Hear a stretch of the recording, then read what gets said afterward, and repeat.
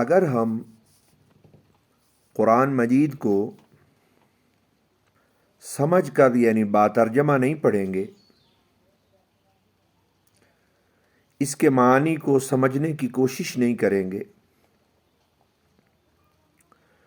تو ہمیں 3 بڑے نقصانات ہوں گے۔ پہلا نقصان یہ ہوگا کہ ہمیں یہ معلوم نہیں ہو سکے گا کہ ہماری زندگی کا مقصد کیا ہے اور اس کائنات کا مقصد کیا ہے، ہمیں کیوں بنایا گیا اور اس کائنات کو کیوں بنایا گیا۔ اور دوسرا نقصان یہ ہوگا کہ ہمیں یہ نہیں معلوم ہو سکے گا کہ ہدایت کا اور نجات کا سیدھا راستہ کون سا ہے،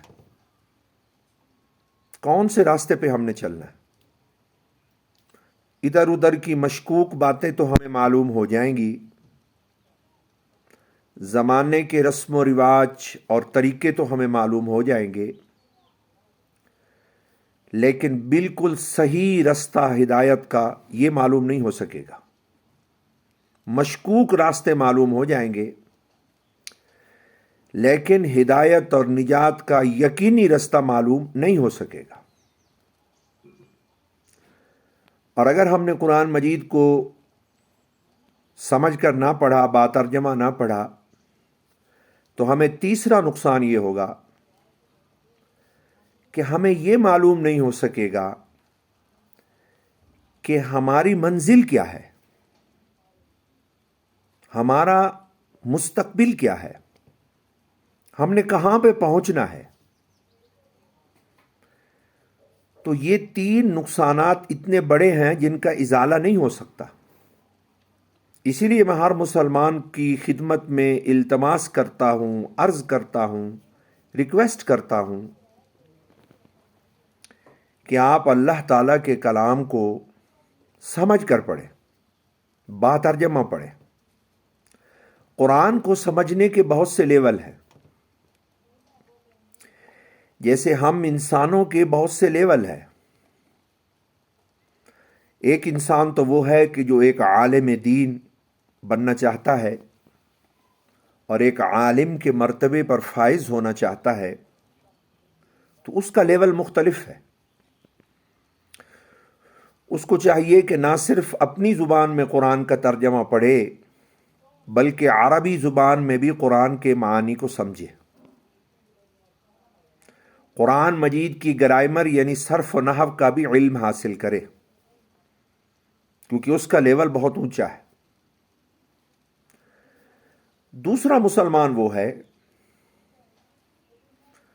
جو ایک ڈاکٹر ہے، ایک انجینئر ہے، ایک دکاندار ہے، ایک کسان ہے، گھر میں رہنے والی ہماری مائیں بہنیں ہیں، اسکول کالج جانے والے ہمارے اسٹوڈنٹس ہیں، یونیورسٹی اسٹوڈنٹس ہیں، کالج اسٹوڈنٹس ہیں، طلباء اور طالبات ہیں، عام مسلمان ہیں۔ ان کے لیے یہ ضروری نہیں ہے کہ یہ تمام عربی علوم کو حاصل کریں۔ ان کے لیے یہ ضروری ہے، قرآن مجید کو سمجھنے کا ان کے لیے آسان طریقہ یہ ہے اور مؤثر طریقہ کہ فجر کی نماز کے بعد قرآن مجید کو کھولیں، ایک آسان ترجمہ آپ کے پاس ہو، اور صرف 5 منٹ روزانہ، صرف 5 منٹ روزانہ قرآن مجید کا ترجمہ پڑھ کے اپنے گھر والوں کو سنائیں، تو ان کو بھی روشنی حاصل ہو جائے گی۔ نہ صرف ان کو قرآن کے معنی معلوم ہو جائیں گے، بلکہ ان کی فیملی کو بھی معلوم ہو جائیں گے۔ یہ دوسرا لیول ہے۔ اور تیسرا لیول یہ ہے کہ ایک ایسا مسلمان ہے کہ ایک ایسا مسلمان ہے،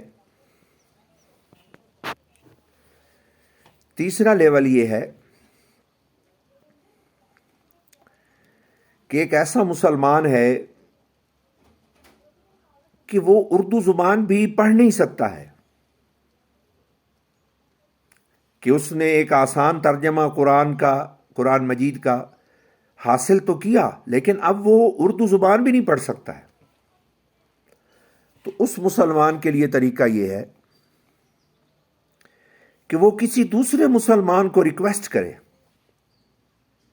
جیسے ایک 8 یا 10 جماعت پاس طالب علم ہے، یا اس کا کوئی نمازی ساتھی ہے، وہ اس کو ریکویسٹ کرے کہ فجر کی نماز کے بعد مجھے 5 منٹ دیکھ دیکھ کر قرآن کا ترجمہ پڑھ کر تم سناؤ. تو انشاءاللہ العزیز اگر یہ طریقے ہم اختیار کر لیں گے تو ہر مسلمان کو معلوم ہو جائے گا کہ اللہ نے اپنے قرآن میں کیا لکھا ہے. ہدایت ہماری زندگی میں پہلی چیز ہے سمجھنا. جب قرآن کو سمجھنے لگیں گے تو قرآن ہمارے وجود میں اپنی جگہ بنائے گا. قرآن ہمارے دل اور دماغ میں ایک بیج کی طرح قرآن کی آیتیں کاشت ہوں گی، اور اللہ تعالیٰ اپنی رحمت اور ہدایت کے پانی سے ان کو سیراب کرے گا.